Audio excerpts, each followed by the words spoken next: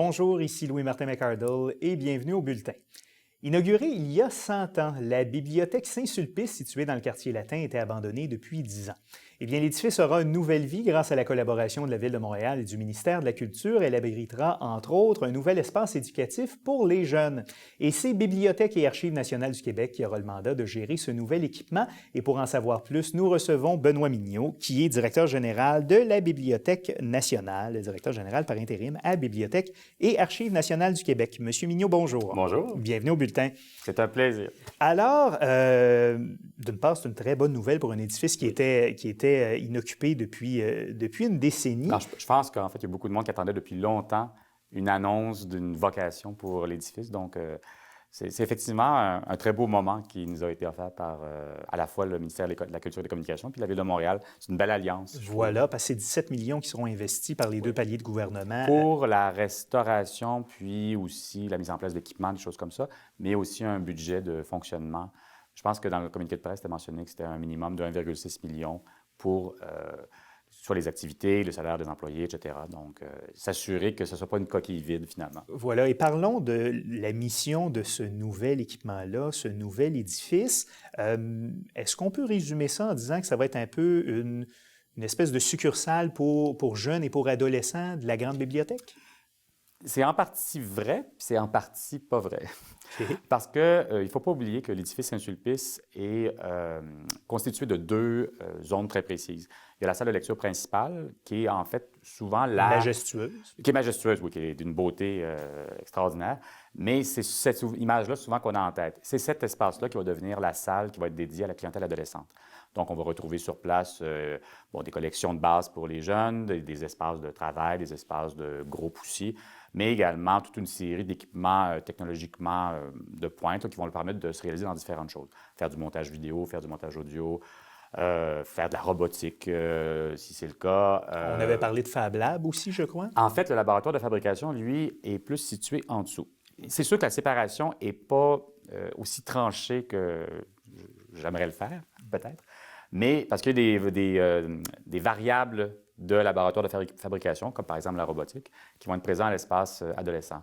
Mais en dessous, dans l'ancien auditorium, qui est une salle relativement vaste, c'est là qu'on va mettre un laboratoire de fabrication qui correspond plus à la définition qu'on a traditionnellement. Donc, on pourrait retrouver là-bas des machines-outils, des découpeuses au laser, des outils traditionnels comme une scie ronde ou je ne sais trop quoi, des studios d'enregistrement audio, des studios d'enregistrement vidéo, donc qui vont offrir un panel beaucoup plus important et qui, lui, ne s'adresse pas qu'aux adolescents, mais aux jeunes de 7 à 77 ans. Ah, OK. Donc, ce sera ouvert à tous. Exactement. Parce qu'en fait, un des problèmes qu'on peut avoir avec un espace qui n'est conçu que pour les jeunes, c'est que malheureusement, on ne demeure pas tout le temps jeune. Donc, on s'est retrouvé dans une situation où, au bout d'un certain temps, bien, cet espace n'est plus approprié pour toi parce que c'est un espace pour les ados. Et si on veut que les adolescents puissent se l'approprier, bien, il doit demeurer un espace pour les adolescents. Et que faire à ce moment-là? L'utilisation de l'auditorium pour une clientèle beaucoup plus large, mais une clientèle qui est aussi constituée d'adolescents, puisqu'il y a des mariages qui vont pouvoir se faire à ce niveau-là dans des projets. Va faire en sorte qu'on va avoir une espèce de synergie intergénérationnelle qui va pouvoir se mettre en place, mais une synergie aussi où l'adolescent ne se retrouve pas que dans une position de spectateur. Il devient un interlocuteur à part entière dans les démarches qui sont accomplies dans cet espace-là. Et est-ce que ça répond à un besoin auprès de la clientèle adolescente qui fréquente, par exemple, la grande bibliothèque, que d'avoir un espace qui leur est dédié? Je pense que oui. En fait, ça a toujours été une préoccupation de la grande bibliothèque de chercher un moyen, j'allais dire d'attirer les jeunes, mais c'est plus de rencontrer les besoins. Parce qu'il y a un espace pour les tout-petits à la grande bibliothèque. Oui, il y a un espace jeune, mais espace jeune qui s'arrête à 13 ans.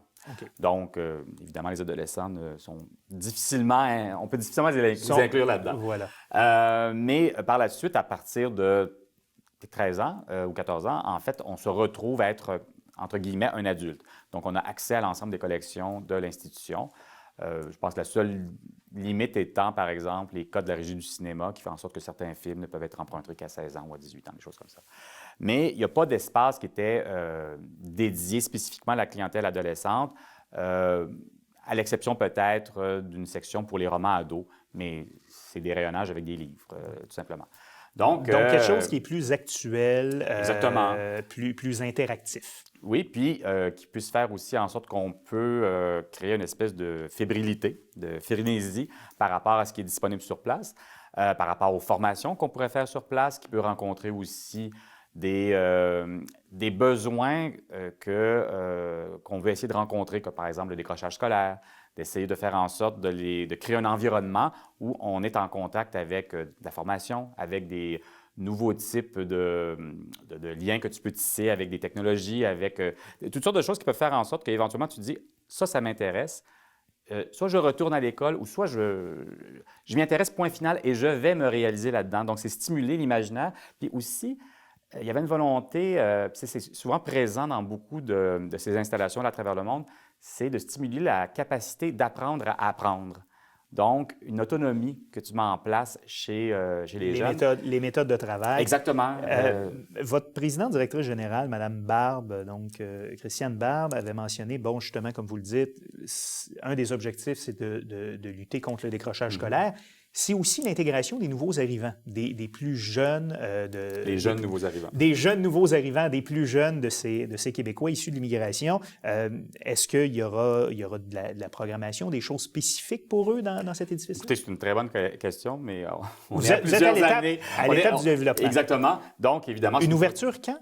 Oh, c'est difficile à dire parce qu'actuellement, il n'y a même pas eu d'évaluation qui a été faite par des architectes. Il faut faire une mise à niveau du bâtiment. Et en respectant parce qu'il y a de la évidemment restauration à faire, parce qu'il y a eu du vandalisme. Du vandalisme. Non, on a parlé de seringues souillées, entre autres, sur le sol, dans certains médias. Ah, OK, c'était à l'extérieur, c'était pas à l'intérieur. Okay. L'intérieur est demeuré à peu près comme il était en 2004, quand la Grande Bibliothèque, en fait, a ouvert ses portes et que les collections qui étaient présentes à l'intérieur de l'édifice ont été déménagées à la Grande Bibliothèque. À l'extérieur, évidemment, c'est grillagé, mais bon, c'est facile de jeter une seringue par l'intermédiaire d'un grillage. Mais il y a de la restauration et de la mise à niveau surtout qui est essentielle à l'intérieur du bâtiment. C'est un vieux bâtiment qui n'a pas été mis à niveau depuis, j'allais dire 1915, mais je ne suis pas sûr que c'est 1915, mais peut-être un peu plus tard. Les toilettes ont été mises à jour. Mais il y a quand même beaucoup de travail à faire, surtout dans un contexte où on veut avoir une part technologique importante à l'intérieur. Je ne sais même pas s'il y a suffisamment de prise de courant pour pouvoir brancher l'équipement. Tous les équipements que vous voulez avoir. Donc, il y a aussi la ventilation. Il ne faut pas oublier que Saint-Sulpice, au-delà de son aspect très majestueux, c'est un édifice où il y a un plafond dans la salle de lecture dans lequel il y a sur lequel on retrouve des vitraux. Ces vitraux-là sont éclairés par un toit de verre à l'extérieur. Alors, essayez d'imaginer au mois de juillet la température qu'il fait à l'intérieur de la salle de lecture. C'est très chaud. Donc, il y aura des besoins de mise à jour, tout ça. Est-ce que, donc, vous espérez au courant des prochaines années d'être en mesure d'inaugurer tout à fait. ce nouvel équipement? Ce qui nous donne le temps, par ailleurs, de pouvoir déterminer c'est quoi l'offre de service exacte que l'on veut mettre en place, comment va-t-on le faire, comment rencontrer justement les jeunes nouveaux arrivants, par exemple. On a une part importante de travail au niveau des groupes scolaires, puisque on veut faire en sorte d'attirer les groupes, pas attirer les groupes scolaires, aller chercher les groupes scolaires pour leur présenter des activités sur place. Il y a peut-être des jeunes, quelquefois, qui ne seraient jamais venus et soudainement, parce qu'ils sont obligés de venir dans le Ils vont découvrir et ils vont... Exactement, puis on se dit, bien, moi, la semaine prochaine, j'y retourne avec mes amis, puis on va faire un album de, j'allais dire de rap, non, de hip-hop ensemble et on va triper, puis... parce que l'intérêt aussi, c'est de mettre en place un environnement où il y a une modulation au niveau des intérêts des jeunes. Tu peux venir tout simplement pour chiller avec tes amis. Je reprends du vocabulaire. Oui, voilà pour... Donc, je veux chiller avec des amis. Oui. Puis, où je peux m'intéresser tout simplement à quelque chose. Puis, oups, tout d'un coup, je vais commencer à travailler sur un projet. Et je peux devenir éventuellement aussi un mentor parce que je maîtrise parfaitement quelque chose. Et donc, soudainement, mon interaction avec les autres va être différente. Mais toute cette modulation-là, elle peut être présente en 2 heures. Et je peux changer ma relation avec les autres en tant que jeune sur place.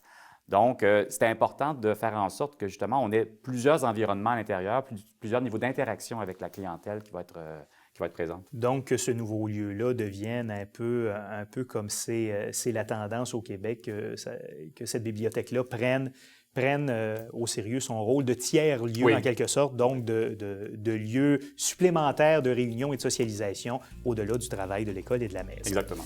Donc, Benoît Bignot, directeur général donc par intérim de la Bibliothèque nationale, la Bibliothèque et Archives nationales du Québec, merci d'avoir été là et on suivra au courant des prochains mois, des prochaines années, le développement de ce nouveau centre. Merci à vous. Au revoir. Construite en 1914 et inaugurée en 1915, la Bibliothèque Saint-Sulpice a été classée monument historique en 1988. Cet édifice de style Beaux-Arts a été dessiné en 1912 par Eugène Payette, qui a également dessiné la Bibliothèque centrale de Montréal. La Bibliothèque Saint-Sulpice a été acquise en 1941 par le gouvernement du Québec. Ses collections ont constitué le premier fonds documentaire de la Bibliothèque nationale du Québec, fondée en 1967.